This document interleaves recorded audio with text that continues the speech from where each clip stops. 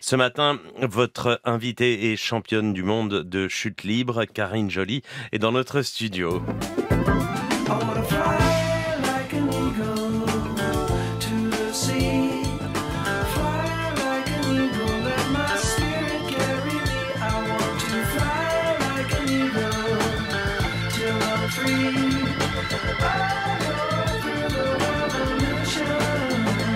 Bonjour Karine Joly.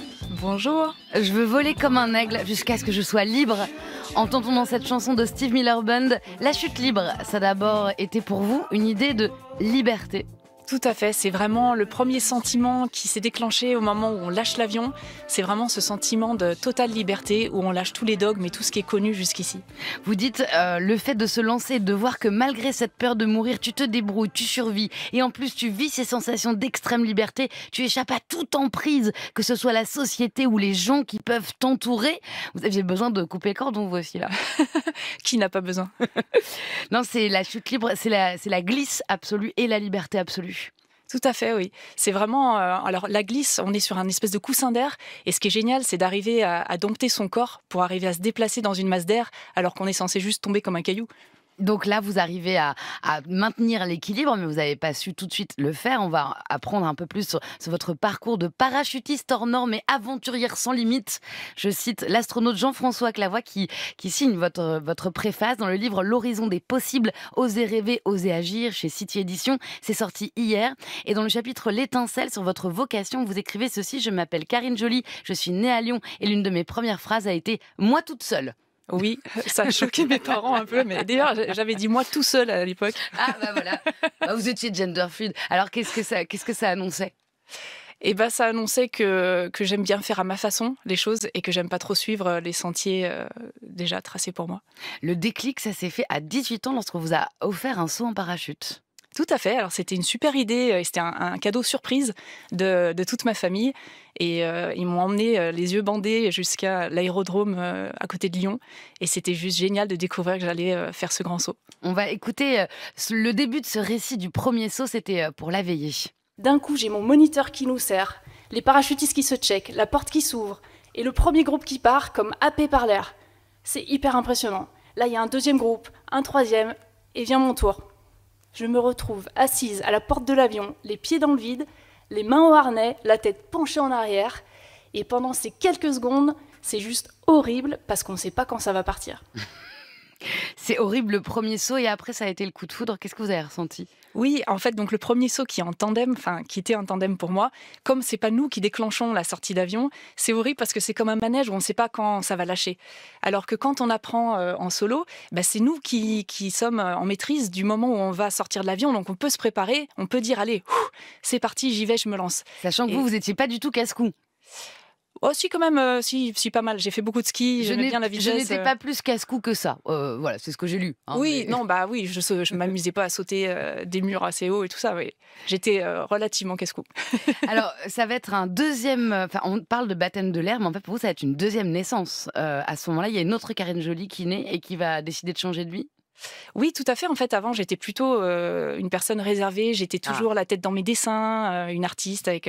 J'avais quand même la tête en l'air et la tête dans le ciel déjà, mais j'étais pas forcément, dans cette.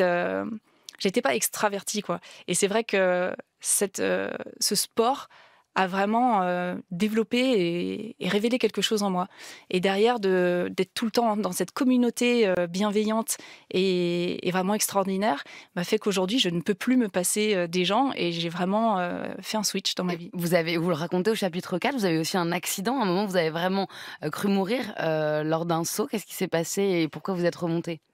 Alors, ce qui s'est passé, c'est tout à fait une erreur humaine. C'est-à-dire qu'à un moment donné, on peut avoir accès à des voiles beaucoup plus performantes, un petit peu comme en moto ou en voiture, on commence avec quelque chose d'assez basique et après, on peut avoir accès à quelque chose de plus performant. Sauf qu'il faut apprendre à conduire.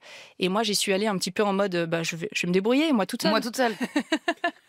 Et puis voilà, et au final, pas du tout, puisque je l'ai fait au feeling, alors qu'il y a quand même toute une théorie à connaître. Et à l'époque, c'était pas très développé, cette théorie. Aujourd'hui, on a beaucoup de choses qui sont mises en place pour orienter les gens qui souhaitent souhaiteraient s'amuser à prendre des voiles performantes. Et donc, j'ai impacté le sol. Mais c'est vraiment parce que c'est moi qui ai projeté ma voile au sol. Et en fait, c'était vraiment ma propre erreur. Donc, quand je me suis réveillée, ça n'a pas enlevé mon goût et mon amour de la chute libre. Et il a fallu que je retourne le plus vite possible dans le ciel. 7000 sauts, des centaines d'heures d'entraînement, championne du monde en 2018 en Australie, 4 records du monde à votre actif. 11 records du monde. 11, ah, pardon, excusez-moi, attendez, c'est énorme. Et le dernier en date, c'était un saut de nuit dans l'Arizona. Ouais, c'était complètement fou. Qu'est-ce que vous avez fait? Vous êtes parti en groupe et vous êtes parti avec des espèces de diodes. J'ai l'impression quand on vous voit, on a l'impression que c'est un vaisseau spatial quand on vous voit en groupe vous déplacer. Oui, en fait, on avait l'impression d'être une comète. C'est-à-dire que donc on est parti établir un nouveau record du monde puisque ça ne s'était jamais fait avant en free fly. On est parti avec un groupe d'une quarantaine de personnes. On avait de la pyrotechnie aux pieds et on s'est lancé la tête à l'envers dans le noir total. Ça fait bizarre parce qu'il faut avoir conscience de la position de son corps dans la masse d'air. Et en plus, à l'envers, ça va plus vite. Oui, ça va très vite. Et là, on descend sur cette colonne de lumière pour aller rejoindre ses camarades et aller venir s'accrocher la main, tous ensemble. Et vraiment, c'est complètement extraterrestre ce qu'on peut vivre et voir à ce moment-là. Alors, la prochaine étape pour vous, qu'est-ce que c'est? La moto, travailler avec Tom Cruise. Qu'est-ce qu'il y a dans les projets du chapitre Et maintenant? Alors, et maintenant bientôt, c'est vrai que j'aimerais beaucoup pouvoir travailler avec Tom Cruise. Ce serait une super opportunité. Mais c'est vrai que faire du stunt pour des films, ce serait extraordinaire. Et puis, continuer à développer et toujours pousser plus loin. Les folies sont les seules que l'on ne regrette jamais. Oscar Wilde, c'est votre mantra dans la vie. Karine Joly, le livre L'horizon des possibles, Osez rêver, osez agir. C'est chez City Éditions, sorti hier. Bonne route à vous, enfin bon vol. Et merci à Marion Philippe et Marius Sériès.